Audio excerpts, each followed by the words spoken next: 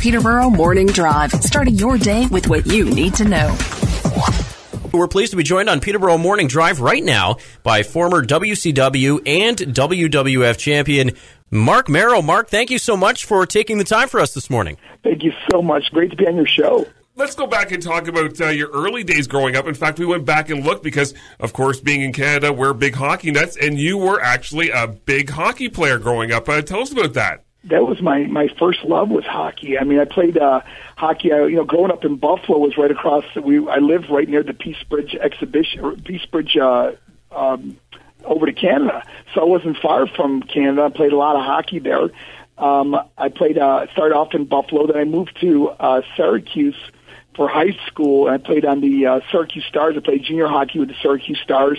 We played the Niagara Falls Sharks and the Buffalo Junior Sabres, so we were always in that area. But I loved hockey. I still watch hockey. I mean, still a huge Sabres fan. Oh, no, I don't know about that. A Sabres fan. Talking to a couple of Leaf fans here. It's been a tough few years, okay? But that athleticism in your childhood, that really led you into basically a full life full of sporting. I know you played some football, and then that led you into boxing. It did. I played football. My coach, George O'Leary, is the coach over at UCF here in Orlando, Florida. He coached Georgia Tech, a very successful college football coach. And we won the state title in New York in football. I was the first team all-county. And then, of course, boxing. I won the New York State Golden Gloves. I won the gold medal in the Empire State Games, very successful in boxing. And then eventually got into professional wrestling and had a on and off 14-year career with wrestling also.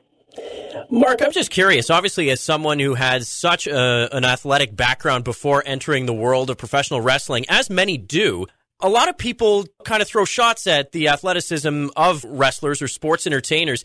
Did you find it was as physically demanding as it looks? Jordan, I'll be totally honest with you. It was the physically most demanding thing I've ever done. When I played hockey or football or boxing, obviously all three contact sports, but wrestling took it to a different level because your body took trauma day after day. There's no off season. So when you did upwards of 250 cities a year and you're wrestling almost every day and your body never really gets a chance to heal, but it was really physically demanding. And, people say, well, isn't wrestling fake? I say, well, gravity is real, okay? You still land pretty hard. So I really saw that as the one sport that I did that I number one, had the most injuries in. Gosh, I've had 10 surgeries because of professional wrestling. My other sports combined, the only surgery I ever had with any of my other three sports was in boxing when I had a shattered nose at one time. Whether it be Johnny B. Bad or the Wild Man or your in-ring character of being more of a boxing-type character, what was the one match? The one match? Wow, that's a really good question. If I can give you a couple, because it's really hard to pick one because it was different. I guess Stone Cold Steve Austin, King of the Ring, Flying Brian Pillman, it was I believe it was was it War Games? Oh, back when they were the Hollywood Blondes. Yeah. And then, of course, Diamond Dallas Page, which is one of the hardest working guys in show business that I know. I had some really good matches with him only because, man, that guy put out effort in everything he did, and he was still one of my closest friends. But we always had really good matches because we both really, if we had opening matches, he'd be like, let's steal the show, brother. So I got to give it to him. But those three guys, I probably had some of my, and the easiest guy to wrestle was probably guys like Ric Flair and Kurt Hennig. Oh my gosh, it was like a night off when you seen that you were wrestling one of them guys. You knew that you were going to have a good night's sleep because they were easy, man. They really treated you good. It's interesting that you're taking the time to highlight some of your matches from your time in WCW as Johnny B. Bad. I'm curious as to how that transition was going from WCW to WWF. Was it easy to be able to get the respect of the other wrestlers in the locker room? Well, here's the thing. Every wrestler really wanted to go to the dance being the WWE, WrestleMania, and you feel like that was part of your career. And I always knew that someday I would go to wrestle with the WWF back then.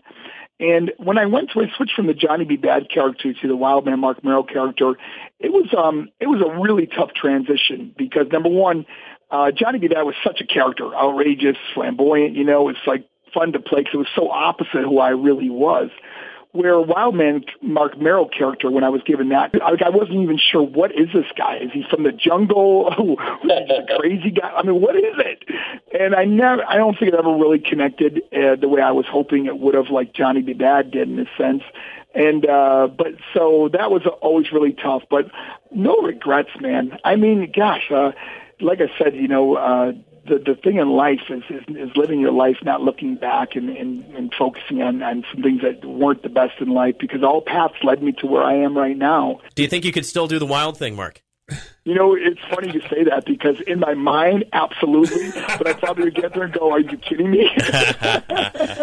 Your mind always tells you things that your body can't always perform, I feel I could still do it, but I would probably end up killing myself. Yeah. I want to talk about what you're doing now, and that's your speaking engagements, Mark. And before I get into that, I'm going to preface it by saying that now more and more wrestlers are speaking in the way of books and explaining what their career was like while being a professional wrestler. You're doing it a little bit differently, where you're taking your life experiences and using that on stage to talk to young people.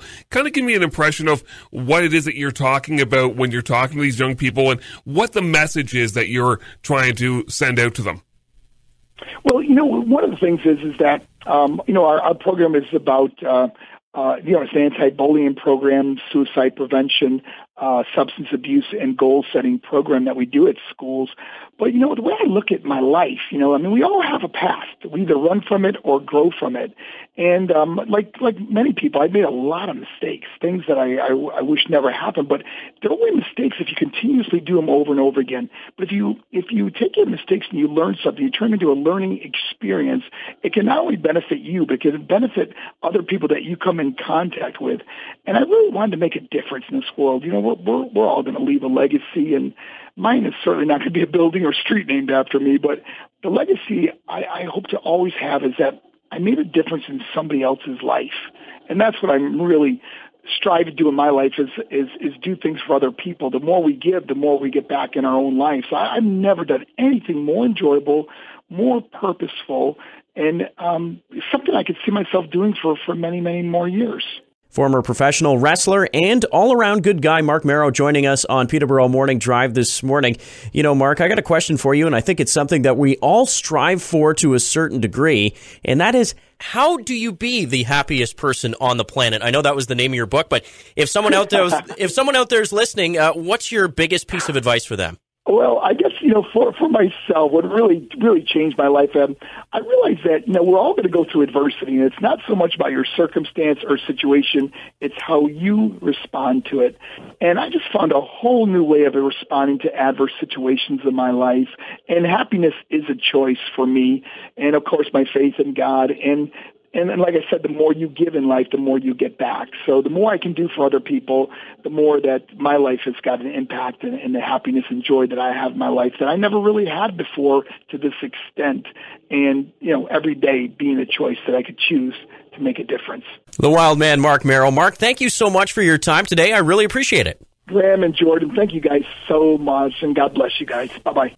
Coming up next on Peterborough Morning Drive, Colin and I will banter a little bit more about some of today's hot topics. You're listening to Peterborough's Talk Sports Radio, Extra 90.5.